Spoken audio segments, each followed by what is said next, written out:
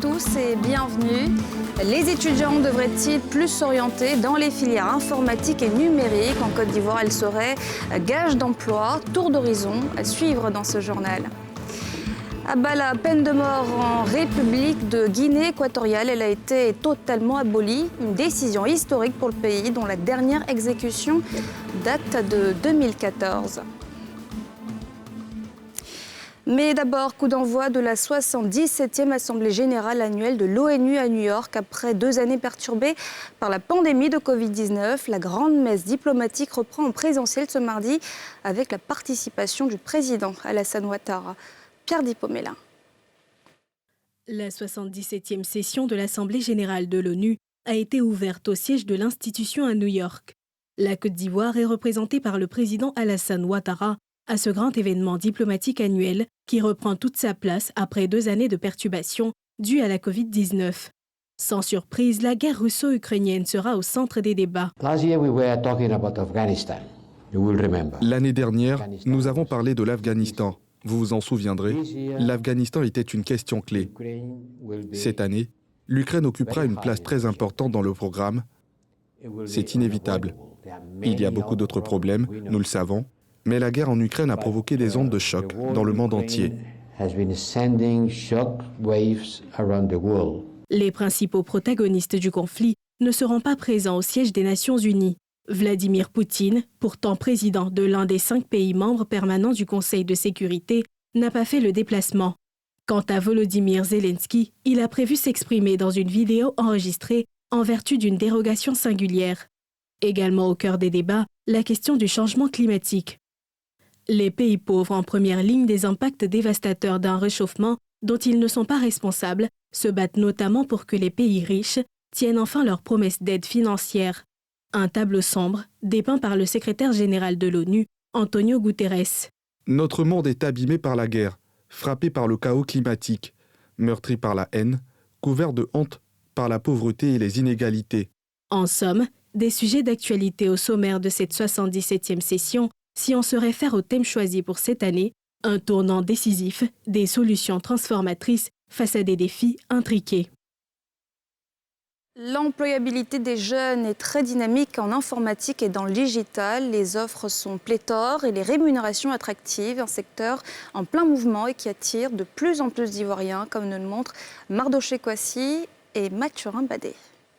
Daniel Conan est consultant business intelligence et chef de projet dans une entreprise de la place. Avant la fin de sa formation, il avait déjà intégré le monde professionnel qu'il n'a plus quitté jusqu'à ce jour. L'un de ses atouts, c'est d'avoir choisi d'étudier dans l'informatique et le numérique. Déjà même en 3e année, j'ai commencé mes premiers stages dans des boîtes de technologie pendant 3 ans et demi, ainsi qu'assistant gestionnaire de projet et tout ça. Donc ça n'a pas été compliqué. Déjà à la 3e année de licence, j'avais déjà trouvé un emploi. Le taux d'intégration, je dirais 98%. Et ceux-là même qui n'ont pas déjà commencé à travailler, c'est parce qu'ils ont considéré qu'il fallait qu'ils aillent un peu plus loin dans les études. Comme lui, de nombreux jeunes ayant suivi cette voie n'ont eu aucune peine à trouver un emploi et s'en sortent très bien. Ceux qui ne sont pas employés sont soit installés à leur propre compte, soit en train de poursuivre leurs études. Par rapport aux opportunités d'embauche qui existaient dans le domaine professionnel ivoirien de l'époque, cette filière était vraiment intéressante. Dès que j'ai terminé, j'ai trouvé un point de chute. Avant même que nous terminions, nous avions déjà été pris en stage. Et à la fin du curriculum, nous avons été pris à temps plein. Et ça fait maintenant 3 ans que moi et d'autres collègues, nous travaillons et nous n'arrêtons pas de progresser. Les filières numériques et informatiques constituent non seulement une véritable niche d'emploi du fait de la forte demande, mais aussi et surtout parce que le numérique, c'est le présent et le futur. Aujourd'hui, la technologie impacte tous les métiers, c'est-à-dire que même nos mamans au marché utilisent des systèmes de mobile banking pour économiser leur argent. Donc la technologie doit être incluse dans tous les types de formations, que ce soit des formations tertiaires, que ce soit des formations industrielles ou que ce soit des métiers technologiques. Ensuite, il y a des tendances mondiales qui disent que tout ce qui est big data, tout ce qui est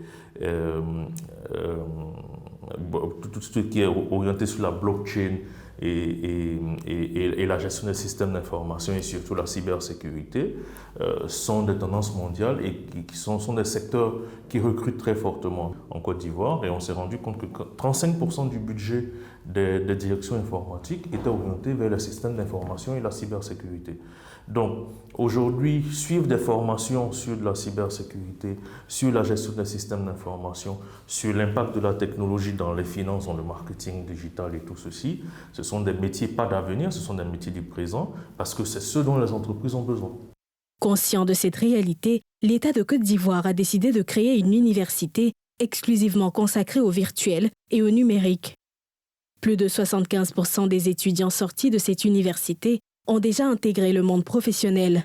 Nous formons dans le secteur du numérique, qui est un secteur très porteur.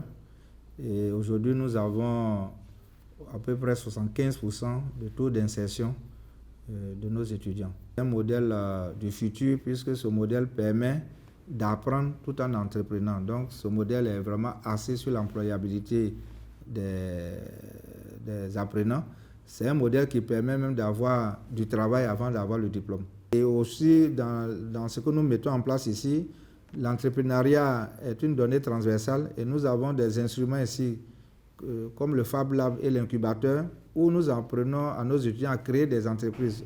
Malheureusement, ces filières à forte employabilité ne sont pas très connues, ou du moins ne sont pas encore rentrées dans les habitudes des Ivoiriens, d'où la nécessité de les promouvoir. Il y a un problème d'information au niveau des étudiants, au niveau des parents d'élèves, parce que les gens s'orientent vers les filières conventionnelles qu'ils connaissent, sans savoir en fait qu'à la fin de leur cursus de formation, ils auront de très grosses difficultés à s'insérer parce qu'ils ont des lacunes qui sont évidentes pour le marché professionnel aujourd'hui.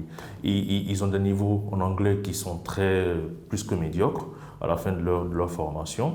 Les formations ici sont vraiment académiques, alors qu'aujourd'hui, la plupart des entreprises ont besoin de professionnels qui sont prêts à être productifs dès l'embauche. Les diplômés des filières informatiques et numériques sont de plus en plus demandés sur le marché de l'emploi et le seront encore plus dans l'avenir.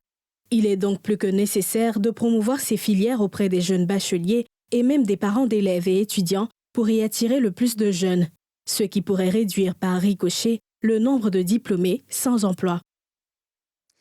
Après la démolition de leurs habitats situés dans une zone inondable et déguerpis des quartiers Félix, Houphouët-Boigny 1 et 2 de Koumassi 32 ont été relocalisés. C'est à Yaou, à une quarantaine de kilomètres d'Abidjan, qu'ils devront se réinstaller. C'est le fruit d'un compromis entre les sinistrés et la mairie. Moussa Nikema, Tanguy Kona. Yaou, à 2 km de Beaunois. Ici, seront recasées près de 200 personnes dont les maisons ont été démolies au quartier Houphouët-Boigny 1 et 2, considéré comme une zone à risque d'inondation à Koumassi 32. Ces victimes, qui ont fait le choix d'un règlement à l'amiable, sont désormais propriétaires de titres fonciers sur ces 14 îlots visités par leurs représentants et les autorités municipales de Koumassi. Le président Bampol et nous qui sommes à ses côtés avons opté pour une autre manière de faire les choses.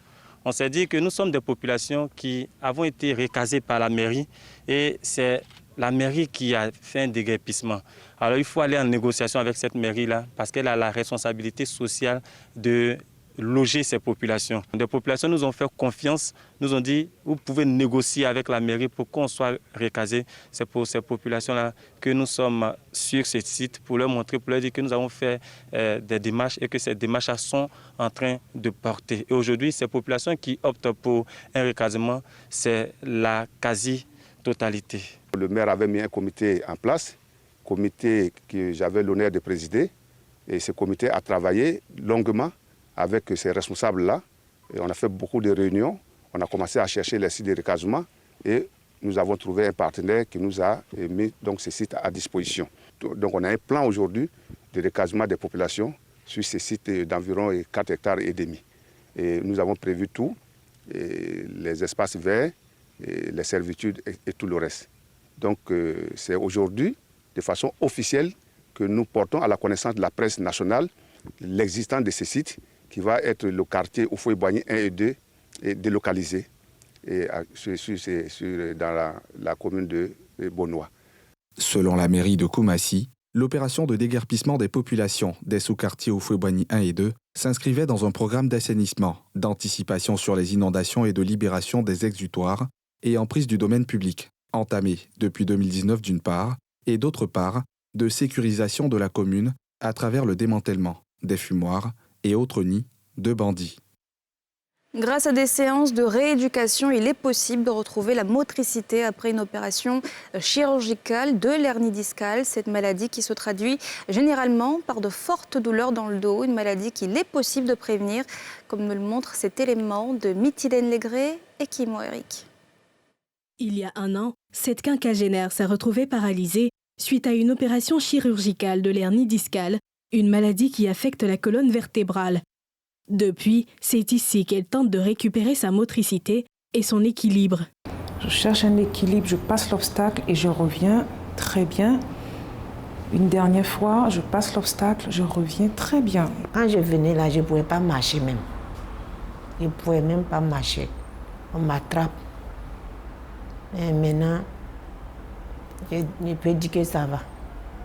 3 fois par semaine, elle a rendez-vous avec cette kinésithérapeute pour des séances de rééducation. La colonne vertébrale est composée de vertèbres et entre chaque vertèbre, il y a ce qu'on appelle le disque. On peut avoir des lésions de ce disque sans s'en rendre compte. Et les positions assises prolongées peuvent favoriser aussi cela. Il y a une certaine courbure que la colonne vertébrale doit avoir. Et si dans ma position assise, j'efface ces courbures-là, le disque il va être comprimé comme ça, de part devant. Il va pousser vers l'arrière, alors que vers l'arrière, j'ai la moelle épinière qui est là. Et au bout d'un moment, elle sera en souffrance si le disque a trop poussé dessus. Hernie, ça veut dire un organe qui est en dehors de sa place. Donc, il va pousser en dehors de son espace et il va venir comprimer la moelle et ça commence à faire des pathologies neurologiques. Selon l'Organisation mondiale de la santé, 8 millions de personnes souffrent de douleurs lombaires, l'un des signes de l'hernie discale. En Côte d'Ivoire, cette pathologie représente 30% des consultations après une étude menée par des chercheurs au CHU de Cocody. Pour les victimes, la rééducation est l'ultime recours. Cette rééducation va normalement aider le patient à reprendre ses fonctions. Si le malade a très mal, dans un premier temps, c'est de soulager sa douleur. On a des techniques qu'on utilise, on a des appareils, des agents physiques qu'on utilise pour calmer les douleurs. Donc c'est très important de faire une rééducation. Il est aussi possible d'éviter cette maladie. Mais cela passe par des précautions qu'il faut absolument prendre. Éviter tout ce qui est gras, tout ce qui est cholestérol. L'hygiène de vie est très très importante. Nous, on recommande chaque fois aux patients, surtout qui ont une activité sédentaire, d'associer toujours à leur qualité de vie une hygiène sportive au moins 3 fois dans la semaine. Trop marcher, ça va réveiller ta douleur. Si c'est quelqu'un qui va encore au boulot, on va lui demander par exemple de ne pas s'arrêter longtemps. On va lui demander par exemple de ne pas s'asseoir longtemps. Et même quand il est assis dans la chaise, il doit respecter, c'est-à-dire qu'il doit s'asseoir correctement, mettre ses fesses dans le fond, s'asseoir correctement. Selon les spécialistes, il faut se faire consulter régulièrement en cas de forte douleur lombaire afin d'éviter d'éventuelles complications lors de la prise en charge. On va parler à présent du grand retour des ordures ménagères à Abidjan. Dans plusieurs communes de la capitale économique, les déchets sur la route refont surface au grand désarroi des populations qui invitent dans ce journal les autorités compétentes à réagir. Salif Yalekoué, Joseph Zécré. Abidjan, la perle des lagunes. Dans la capitale économique ivoirienne, la lutte contre l'insalubrité est une quête permanente. Les politiques et autres programmes se succèdent. Les ordures résistent.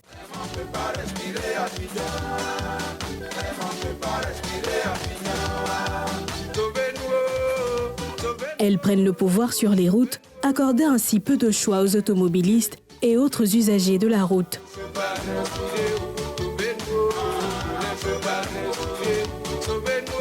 Presque tous les quartiers sont concernés par ce triste décor. Ici, nous sommes dans la commune d'Adjamé-Williamsville.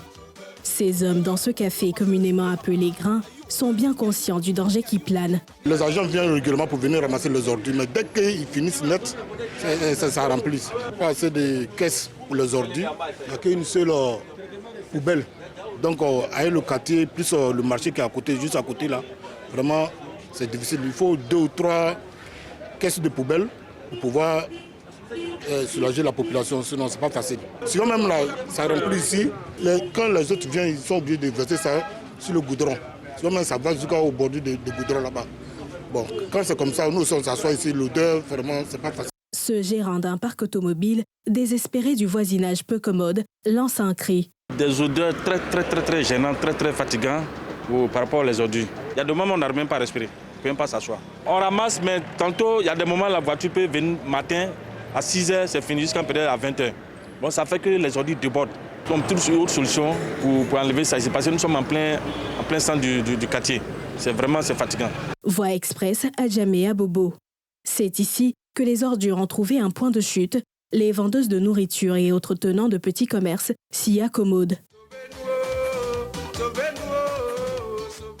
Le même décor est constaté dans quelques endroits, malgré la présence fort remarquable de ces collecteurs.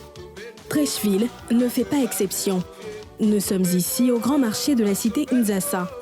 Yopougon, en face de la brigade anti-émeute, des dépôts sauvages attendent les collecteurs qui n'arrivent pas. C'est trop sur la route. Non, franchement, c'est la partie qui nous gêne un peu. Ça fait que les voitures sont obligées de se coincer, se gratter, souvent non. Ça fait que nous, on au bord de la route ici, on est beaucoup en danger ici. C'est pas de nos fautes ici. Parce qu'on n'a pas quoi où jeter les ordures, franchement. Si on cherche un coin, un canage pour déposer une grosse caisse là-bas, on peut se déplacer, aller verser là-bas des ordures. Sinon, au bord de la route, c'est pas normal. Incivisme des populations ou inadaptation des politiques de ramassage, les ordures restent visibles dans plusieurs endroits fréquentés d'Abidjan. La dernière exécution officielle date de 2014. La Guinée équatoriale vient d'abolir la peine de mort dans ce pays d'Afrique centrale. Une décision historique selon la télévision d'État. Le récit de Pierre Dipomélin et Axel Tano. Préalablement adoptée par le Parlement, la loi portant abolition de la peine de mort en Guinée équatoriale entrera en vigueur dans les 90 jours après sa publication au journal officiel de l'État. Théodoro Nguema Obiang Mangué, vice-président de la Guinée équatoriale et fils de l'actuel président équato-guinéen, a fait écho de cette information dans un tweet qualifié d'historique pour le pays. Un moment historique et mémorable pour notre pays dans sa gestion du respect des droits humains. Je l'écris en majuscule pour sceller ce moment unique. La Guinée équatoriale a aboli la peine de mort. Une information confirmée par la télévision d'État qui cite une loi du nouveau code pénal équato-guinéen signée et promulguée par le président Théodoro Nguema Mbasogo lui-même. La dernière exécution officielle remonte à 2014 selon Amnesty International, mais le régime est régulièrement accusé par les ONG de disparition forcée et détention arbitraire. Et voilà, c'est la fin de ce journal. Merci de l'avoir suivi. Retrouvez demain à 19h50 Pierre Akpro. Excellente suite de programmes sur la nouvelle chaîne ivoirienne.